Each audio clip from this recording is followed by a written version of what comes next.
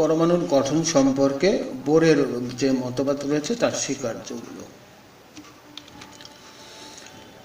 Bore পরমাণু model max Planck উপস্থাপিত বিকিরণের কোয়ান্টাম তত্ত্বের উপরে প্রতিষ্ঠিত। অনেক ক্ষেত্রে এমসিকিউ এটি আসে, এই জন্য এটি আমাদের মনে রাখতে হবে, বিকিরণের কোয়ান্টাম তত্ত্ব। তাহলে বোরের পরমাণু মডেল ম্যাক্স প্লাঙ্ক উপস্থাপিত বিকিরণের কোয়ান্টাম তত্ত্বের উপরে প্রতিষ্ঠিত। কোয়ান্টাম তত্ত্বের উপরে প্রতিষ্ঠিত বোর পরমাণু মডেলের উল্লেখযোগ্য যে প্রস্তাব, সেই প্রস্তাবগুলো হচ্ছে শক্তি স্তর সম্পর্কিত প্রস্তাব, কৌণিক ভরবেগ সম্পর্কিত প্রস্তাব, শক্তির বিকিরণ সম্পর্কিত প্রস্তাব। এই কোয়ান্টাম তত্ত্ব, এটি মনে প্রশ্ন আসতে পারে যে কোয়ান্টাম তত্ত্বটা আসলে কি। এটি হয়তো পরবর্তীতে এমনিতে আলোচনায় এই কিছু জানা যাবে, পরবর্তী বিভিন্ন ক্লাস করতে থাকলে এগুলো ক্লিয়ার হওয়া যাবে। তবে শক্তিগুলো যে কোয়ান্টাইত সেই বিষয়ে একটু এখানে বলে রাখা যায় যে ক্ষুদ্র পরমাণুগুলোর ক্ষেত্রে শক্তিগুলো কোয়ান্টাইত। একটা উদাহরণ দিয়ে বলা যেতে পারে যে একটি দোকানে গিয়ে আমরা যদি ডিম নেই তাহলে যে কোনো সংখ্যার ডিম কিনতে পারি, 2টি 3টি, এক হালি নিতে হবে এমন কোনো বিষয় না, নেওয়া যায় আর কি। কিন্তু আমরা যখন একটা দিয়াশলাই কিনি, ম্যাচ কিনি, তখন কিন্তু আমরা কাঠি কিনতে পারি না, একটা প্যাকেট আসলে কিনি। তো এরকমই আসলে বিষয়টা খানিকটা। তো পরমাণুতে বহিস্থ কক্ষপথে যে ইলেকট্রনগুলো থাকে বা শক্তি স্তর যে বলা হয়, সেই শক্তি স্তরগুলোও কিন্তু এরকম কোয়ান্টাইত। অর্থাৎ কক্ষপথের প্রথম শক্তি স্তর বা প্রথম কক্ষপথের যে শক্তি, দ্বিতীয় কক্ষপথের শক্তি কিন্তু তার সরল গুণিতক। সেখানে 3টে প্রস্তাব করেছে: শক্তি স্তর সম্পর্কিত প্রস্তাব, কৌণিক ভরবেগ সম্পর্কিত প্রস্তাব আর শক্তির বিকিরণ সম্পর্কিত প্রস্তাব। এখন আমরা এই 3টি আলোচনা করব। শক্তি স্তর সম্পর্কিত প্রস্তাব। পরমাণুর ইলেকট্রন সমূহ নির্দিষ্ট শক্তির কতগুলো বৃত্তাকার স্থায়ী কক্ষপথে নিউক্লিয়াসের চতুর্দিকে আবর্তন করে। এসব কক্ষপথে আবর্তনের সময় ইলেকট্রন কোনো শক্তি শোষণ বা বিকিরণ করে না। আমরা রাদারফোর্ডের পরমাণু মডেলের সেই কথাটা মনে আছে নিশ্চয়ই, যে ইলেকট্রনগুলো ঘুরতে ঘুরতে নিউক্লিয়াসে পতিত হওয়ার কথা একটি তত্ত্বে। তো সেই বিষয়টা কিন্তু এখানে স্পষ্ট করা হয়েছে যে এসব কক্ষপথে আবর্তনের সময় ইলেকট্রন কোনো শক্তি শোষণ বা বিকিরণ করে না। এই কক্ষপথগুলো শক্তি স্তর নামে পরিচিত। নিউক্লিয়াস থেকে ক্রমান্বয়ে দূরবর্তী শক্তি স্তর সমূহকে প্রথম, দ্বিতীয়, তৃতীয় প্রভৃতি শক্তি স্তর বলা হয়। প্রতিটি শক্তি স্তর নির্দিষ্ট কোয়ান্টাম শক্তি সম্পন্ন। প্রত্যেকটা শক্তি স্তর কিন্তু, যে কথাটি আমি আগেই বলেছি, এগুলো শক্তি স্তরগুলো হচ্ছে নির্দিষ্ট কোয়ান্টাম শক্তি সম্পন্ন। যে শক্তি স্তর নিউক্লিয়াস থেকে যত বেশি দূরে থাকে তার শক্তি তত অধিক। অর্থাৎ প্রথম শক্তি স্তরের যে শক্তি, তার চেয়ে দ্বিতীয় শক্তি স্তরের শক্তি কিন্তু বেশি। তো শিক্ষার্থীদের একটি বিষয়ে আমি একটু আলোচনা করতে চাই, সেটা হচ্ছে প্রথম দিকে বা প্রথম ক্লাস এই বিষয়গুলো হয়তো বুঝতে অসুবিধা হতে পারে। রসায়নে বিভিন্ন চ্যাপ্টারের সাথে আসলে রিলেশন রয়েছে। এটি ইন্ডিভিজুয়াল কোনো চ্যাপ্টার নয় যে ওইটি পড়লাম। যেরকম চৌম্বকত্ব, ফিজিক্সে চৌম্বকত্ব পড়লে তার সাথে আলোর কিন্তু সেরকম কোনো যোগাযোগ নেই, এককগুলোর হয়তো সম্পর্ক রয়েছে, কিন্তু রসায়নে কিন্তু প্রচন্ডভাবে একটার সাথে আর একটা জড়িত। তো অনেক ক্ষেত্রে প্রথম দিকে হয়তো বোঝা যায় না, অথবা বই পড়লে দেখা যাবে যে প্রথমে অনেক বিষয় হয়তো দুর্বোধ্য, কিন্তু সেখানে হতাশ হওয়া যাবে না, পড়াটা চালিয়ে যেতে হবে। এক বসাতেই সবকিছু একজন শিক্ষার্থী জেনে যাবে এমন ভাবাটা আসলে ঠিক না। অর্থাৎ একটা চ্যাপ্টারের কিছু অংশ হয়তো বোঝা যাচ্ছে না, তো সেটি কিন্তু পরে আবার বোঝা যাবে। হয়তো সে এই আগাতে থাকলো, সেই টার্মটি পরবর্তীতে একটি অংশ হয়তো তার বেশ কিছু বর্ণনা রয়েছে। কাজেই এক্ষেত্রে হতাশ হওয়া যাবে না। মূল বিষয়টা হচ্ছে যে এগুলো তো পরে আর একবার রিভিশন হবে, একাধিকবার রিভিশন হবে, তারপরে ধীরে ধীরে ক্লিয়ার হবে। অর্থাৎ আমি বোঝানোর চেষ্টা করছি, যদি আমি এভাবে বলি যে 3টি টার্ম এ বি সি, তো এ বি সি আসলে বোঝা যাচ্ছে না। এ যখন পড়ছি এ টার্মটি, তো পুরোটা কেন বোঝা যাচ্ছে না? আসলে তার পরের ধাপে বি টার্ম আছে, সেই বি টার্মের মধ্যে এ টার্মের কিছু কথা লুকিয়ে আছে। তো কাজে আমাকে বিটা আগে বুঝতে হবে। তো বিটা যদি আমি বুঝতে চাই, তাহলে বি এর কিছু অংশ হয়তো এর ভেতরে লুকিয়ে আছে। তাহলে আমাকে কি করতে হচ্ছে, আগে এটা বুঝতে হবে। হয়তো 40% বুঝলাম, তারপরে বিতে চলে গেলাম। এই বিতে এ বোঝার কারণে 40% বোঝার কারণে বি আমি হয়তো 50% বুঝলাম। এখন এই 50% বি যখন আমি বুঝবো, বা 60% বি যখন আমি বুঝে যাব, তখন এর কিছু অংশ, যে বি এর কিছু অংশ বোঝার কারণে এ কিন্তু যদি আমি আবার পড়ি, তখন এসে আবার আমি এটা হয়তো 70% বুঝবো। আবার এ যখন আমি 70% বুঝবো, তখন বি এর পরিমাণ কিন্তু আবার বেড়ে যাবে। আবার বি এর সাথে এরকম সি এর সম্পর্ক থাকতে পারে। এটি একটি চ্যাপ্টারের মধ্যেই যদি ঘটছে তা না, এটি অন্য চ্যাপ্টারের সাথেও কিন্তু রিলেটেড। এমনও রয়েছে যে প্রথম পত্রের কিছু অংশ দ্বিতীয় পত্রের সাথেও লিঙ্ক রয়েছে। কাজে কোনো অংশ না বুঝলে একেবারে হতাশ হওয়ার কোনো কিছু নাই। যার কারণে কোনো একটা টার্ম যদি কিছুটা বোঝা যায়, সেটা নিয়ে প্রথমে প্রাথমিক অবস্থায় একটু এগিয়ে যেতে হবে। তারপরে ধীরে ধীরে ধীরে ধীরে ধীরে যখন আবার পড়া হবে, তখন বিষয়গুলো ক্লিয়ার হওয়া যায়। তো এই কারণে আমি রসায়নের ক্ষেত্রে বলবো যে একবারে সবকিছু বুঝতে না পারলেও চিন্তার কোনো কারণ নেই। তো যাই হোক, আমরা পরের অংশে চলে যাই।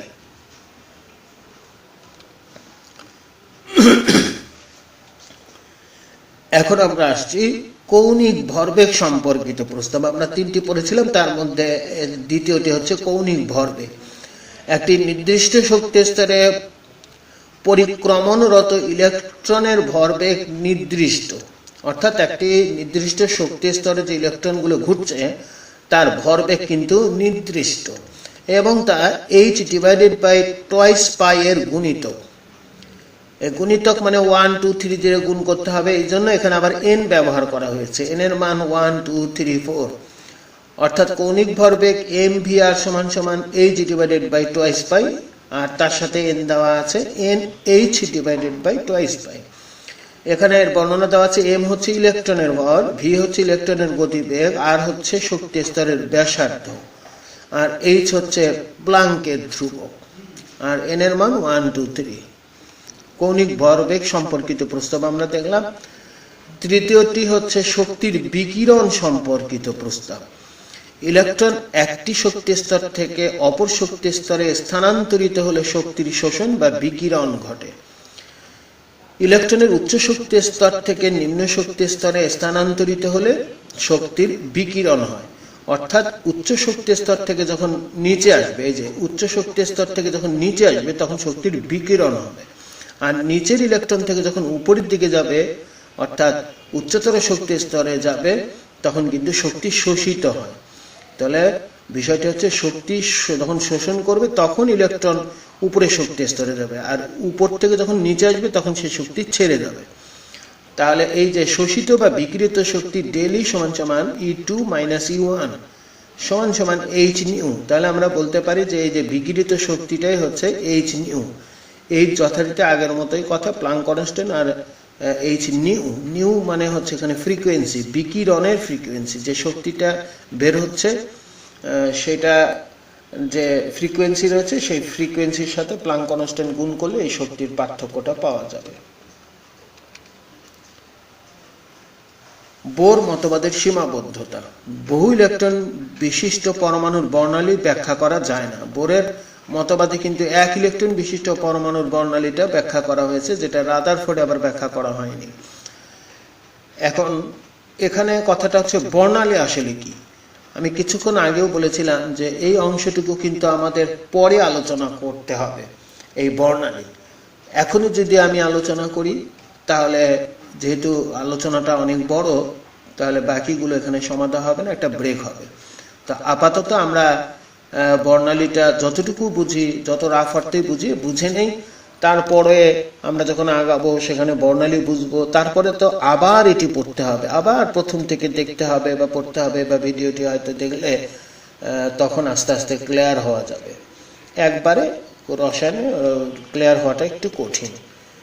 তবে প্রতি ক্ষেত্রে যে আমরা এরকম করব তা না কিন্তু, অর্থাৎ আমাদের যে এই বর্ণালী সম্পর্কে আমাদের অনেক কিছুই জানা নাই, অর্থাৎ আমি শিক্ষার্থীদের বলছি যে তোমাদের বর্ণালী সম্পর্কে কিন্তু আরো বেশ কিছু জিনিস জানতে হবে। সেই সমস্ত উপাদান না জানলে এগুলো ব্যাখ্যা দেওয়াটা একটা কঠিন। এখন পঞ্চম শ্রেণীর একটা ছাত্র কোয়ান্টাম সংখ্যা সাইট থেকে শুনেছে, এখন সে যদি বলে কোয়ান্টাম সংখ্যা কি, এই জিনিসটা আমি জানতে চাই, তাকে তো মানে বিস্তারিতভাবে ওইভাবে বলা যাবে না, তার মতো করে আসলে বলতে হবে। যখন তার অনুষঙ্গগুলো পাবে, ভাববার কতগুলো উপাদান আছে, কিছু জ্ঞান লাগে, সেই জ্ঞানগুলো যথার্থ জ্ঞান না থাকলে সেই চিন্তাগুলো যথার্থ হয় না, অন্যদিকে ডাইভার্ট হয়ে যায়, ব্যাখ্যাগুলো আজে বাজে পর্যায়ে চলে যায়। এই জন্যই বলছি যে আসলে আগে এগুলো একটু আগে জানতে হবে, তারপর ধীরে ধীরে সবকিছুই আসলে ক্লিয়ার হওয়া যাবে ইনশাল্লাহ। তো যাই হোক, আমরা দ্বিতীয় অংশে যাই। ইলেকট্রনের প্রতিটি স্থানান্তরের জন্য বোর মডেল অনুসারে বর্ণালীতে একটি রেখা পাওয়া যাওয়ার কথা। অর্থাৎ ইলেকট্রন যখন এক শক্তি স্তর থেকে আরেক শক্তি স্তরে আসে তখন একটি রেখা পাওয়া যাওয়ার কথা, অর্থাৎ বর্ণালীতে একটা রেখা পাওয়া যাওয়ার কথা। কিন্তু উচ্চ শক্তির বর্ণালী বীক্ষণের সাহায্যে বিশ্লেষণ করে দেখা গেছে যে কোনো কোনো রেখার উপরে একাধিক বর্ণালী রেখা পাতিত হয়েছে। এটিও আমরা কিন্তু পরে সহজেই বুঝবো। এগুলো আমার মনে আছে, কার পরে কি বলতে হবে সেগুলো আমি পরবর্তীতে আলোচনা করব। এসব সূক্ষ্ম রেখার উৎপত্তি কিভাবে হয়েছে তা বোর মডেল ব্যাখ্যা দিতে পারে না। আমরা বোর মতবাদের সীমাবদ্ধতায় পড়ছি আসলে।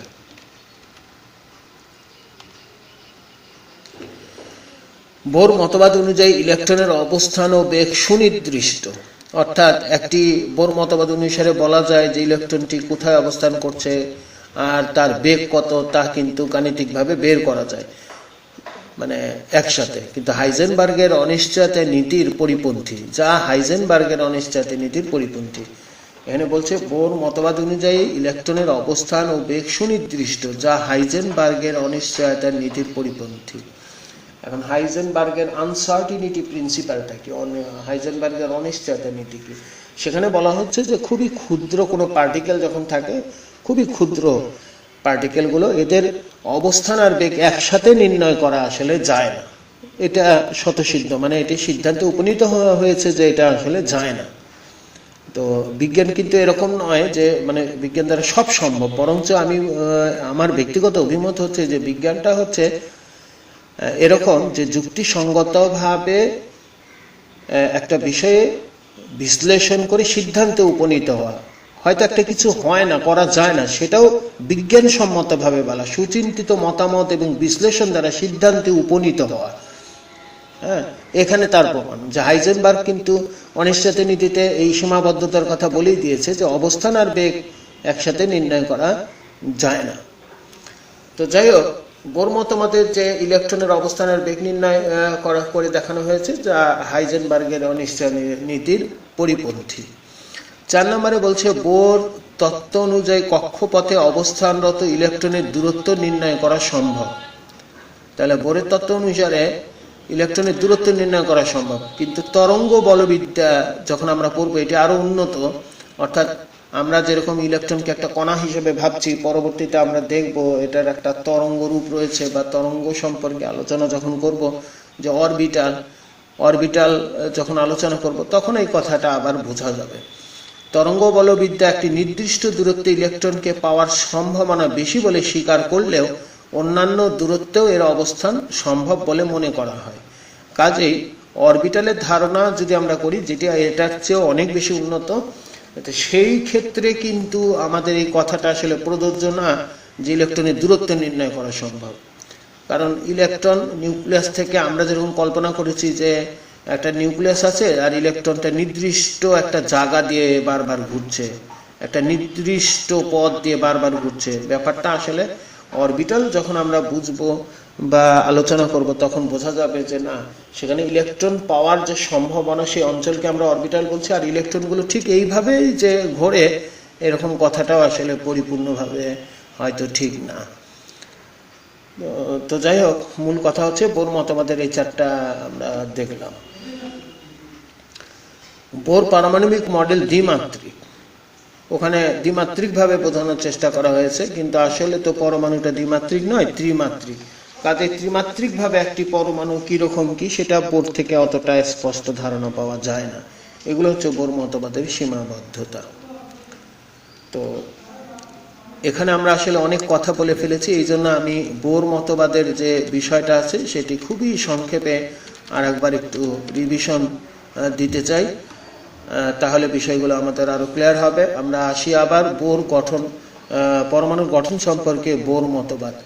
আসলে পরীক্ষায় যে প্রশ্নগুলো আসে সৃজনশীল, এই বোর মতবাদ থেকে কিন্তু প্রায়ই দেখা যায় আসে। এই জন্যই আসলে আমি এটাকে একটু গুরুত্ব দিয়ে পড়াচ্ছি, এই বোরের মতবাদ আমাদের লাগবেই। তো যাই হোক, এখন আমরা রিভিশন দিচ্ছি। বোর পরমাণু মডেল ম্যাক্স প্লাঙ্ক উপস্থাপিত বিকিরণের কোয়ান্টাম তত্ত্বের উপরে প্রতিষ্ঠিত। এখানে প্রস্তাব যে রয়েছে শক্তি স্তর সম্পর্কিত প্রস্তাব, কৌণিক ভরবেগ সম্পর্কিত প্রস্তাব, শক্তির বিকিরণ সম্পর্কিত প্রস্তাব। এখন আমরা আসি শক্তি স্তর সম্পর্কিত যে প্রস্তাবটা, সেখানে বলছে যে পারমাণবিক ইলেকট্রন সমূহ নির্দিষ্ট শক্তির কতগুলো বৃত্তাকার স্থায়ী কক্ষপথে ইলেকট্রনের চতুর্দিকে আবর্তন করে, আর এই আবর্তনের সময় ইলেকট্রন কোনো শক্তি শোষণ বা বিকিরণ করে না। আর এদেরকে প্রথম শক্তি স্তর বলা হয়, এবং এদের যে শক্তিটা, প্রথম শক্তি স্তরের শক্তি কম, আর দ্বিতীয় শক্তি স্তরের শক্তি বেশি, তৃতীয় শক্তি স্তরের শক্তি আরো বেশি। অর্থাৎ নিউক্লিয়াস থেকে যত দূরে যাওয়া যাবে তার শক্তি ততই বেশি হবে। 2 নাম্বার, যে ইলেকট্রন যখন নিউক্লিয়াসের চতুর্দিকে পরিভ্রমণ করবে, তার যে কৌণিক ভরবেগ, সেই কৌণিক ভরবেগটা হবে h/2π, অথবা তার সরল গুণিতক হবে। 3 নম্বরে বলা হচ্ছে প্রস্তাবটা শক্তির বিকিরণ সম্পর্কিত প্রস্তাব। এখানে ইলেকট্রন যখন নিচ থেকে উপরে যাবে তখন শক্তি সে শোষণ করবে, আর উপর থেকে যখন নিচে আসবে তখন সে শক্তি বিকিরণ করবে। আর এই শক্তির পরিমাণ হবে h নিউ। এইচটা প্লাঙ্ক কনস্ট্যান্ট, নিউটা হচ্ছে ফ্রিকোয়েন্সি। বোর মতবাদের সীমাবদ্ধতায় বলা হচ্ছে যে বোর বহু ইলেকট্রন বিশিষ্ট বর্ণালী ব্যাখ্যা করতে পারে না।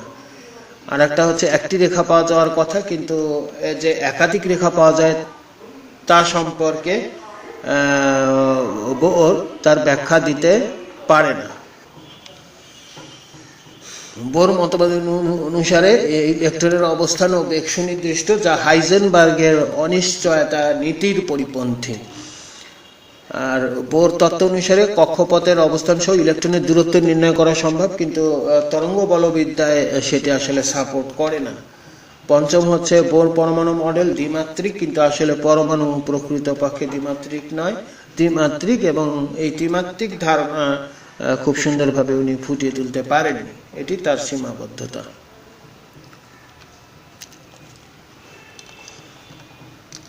এখন এই যে আমরা কিছু পরমাণু আয়ন দেখছি, এর কোনটির ক্ষেত্রে বোর তত্ত্ব প্রযোজ্য? প্রথম, 1 ইলেকট্রন বিশিষ্ট পরমাণু বা আয়নের ক্ষেত্রে বোর তত্ত্ব প্রযোজ্য।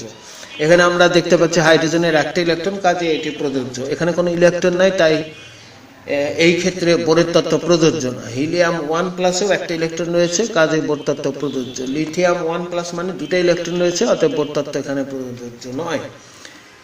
জিম্যান প্রভাব, বিজ্ঞানী জিম্যান লক্ষ্য করেন বাহ্যিক চৌম্বক ক্ষেত্রের প্রভাবে প্রতিটি পারমাণবিক বর্ণালী রেখা একাধিক রেখায় বিভক্ত হয়ে পড়ে, একে জিম্যান প্রভাব বলা হয়।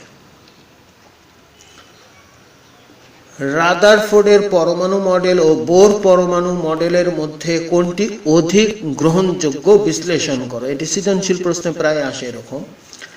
রাদারফোর্ডের পরমাণু মডেল ও বোর পরমাণু মডেলের মধ্যে কোনটি অধিক গ্রহণযোগ্য তা বুঝতে চাইলে এই দুইটি মডেলের মধ্যে তুলনা করা একান্ত প্রয়োজন। তাই নিচে এই দুইটি মডেলের মধ্যে তুলনামূলক আলোচনা করা হলো।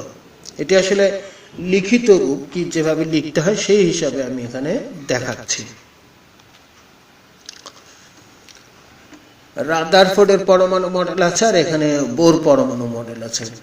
রাদারফোর্ডের পরমাণু মডেল সনাতন বলবিদ্যার উপরে প্রতিষ্ঠিত, এই যে ক্লাসিক্যাল মেকানিক্স এটার উপরে প্রতিষ্ঠিত।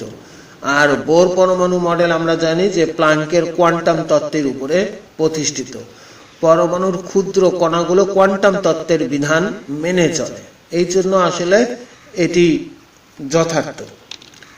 2 নম্বরে বলা হচ্ছে রাদারফোর্ডের পরমাণু মডেল অনুযায়ী ইলেকট্রনগুলো পরমাণুর নিউক্লিয়াসকে কেন্দ্র করে যে কোনো ব্যাসার্ধের বৃত্তাকার কক্ষপথে আবর্তন করে, এটা রাদারফোর্ড। কিন্তু আমরা বোর পরমাণু মডেলে আমরা জানি যে কোনো একটা ব্যাসার্ধের ইলেকট্রনগুলো যে কোনো ব্যাসার্ধের বৃত্তাকার কক্ষপথে আবর্তন করে না, বরং কতগুলো নির্দিষ্ট সুস্থিত কক্ষপথে আবর্তন করে। ম্যাক্সওয়েলের তত্ত্ব অনুসারে কোনো চার্জযুক্ত বস্তু বা কণা কোনো বৃত্তাকার পথে ঘুরলে ক্রমাগত শক্তি বিকিরণ করবে এবং তা আবর্তন চক্র ধীরে ধীরে কমতে থাকবে। সুতরাং এক্ষেত্রে ঋণাত্মক চার্জযুক্ত ইলেকট্রন সমূহ ক্রমশ শক্তি হারাতে হারাতে নিউক্লিয়াসে প্রবেশ করবে। অর্থাৎ রাদারফোর্ডের পরমাণু মডেল সম্পূর্ণভাবে একটি অস্থায়ী অবস্থা হবে। যদি এখানে আবারও বলি, ম্যাক্সওয়েলের তত্ত্ব অনুসারে চার্জযুক্ত কণা যদি ঘোরে এমনটা হওয়ার কথা, তো সেই কথা তো অবশ্যই সত্য, কিন্তু পরমাণুর ক্ষেত্রে এই ঘটনাটা আসলে ঘটে না। এই বিষয়টা কিন্তু রাদারফোর্ড সেভাবে ব্যাখ্যা দিতে পারেনি। কিন্তু বোর পরমাণু মডেল অনুসারে ইলেকট্রনগুলো নির্দিষ্ট কক্ষপথে পরিভ্রমণের সময় কোনো শক্তি শোষণ বা বিকিরণ করে না, এখানে স্পষ্ট করা হয়েছে। সুতরাং ইলেকট্রন শক্তি হারিয়ে নিউক্লিয়াসে পতিত হওয়ার সম্ভাবনা নেই। কাজেই বোরের তত্ত্ব দ্বারা পরমাণুর স্থায়িত্ব ব্যাখ্যা করা সম্ভব।